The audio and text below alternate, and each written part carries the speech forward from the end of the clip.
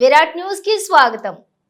రంగారెడ్డి జిల్లా శంషాబాద్ మండలంలోని నార్కుడ గ్రామంలో గౌడ సంఘం భవనం, సర్దార్ సర్వాయి పాపన్న విగ్రహం ప్రారంభోత్సవం మరియు పలు అభివృద్ధి కార్యక్రమాల్లో పాల్గొన్న ఎమ్మెల్యే ప్రకాష్ గౌడ్ సుమారుగా ప్రభుత్వ పాఠశాలలకు గౌడ సంఘం కమిటీ హాల్ కు 78 లక్షల నిధులతోటి నూతన భవనమును ప్రారంభోత్సవం చేశారు. ఈ కార్యక్రమంలోని ఎమ్మెల్యే ప్రకాష్ గౌడ్ తో పాటుగా మండల ఎంపీపీ విద్యాల జయమ్మ, జెడ్పీటీసీ నీరటి తన్వీరాజ్, ముదిరాజ్, గ్రామంలోని గౌడ సంఘం సభ్యులు, పాఠశాల ఉపాధ్యాయులు మరియు ఉపాధ్యాయురాలు, ఎంఈఓలు, రామరెడ్డి విద్యార్థులు పాల్గొన్నారు.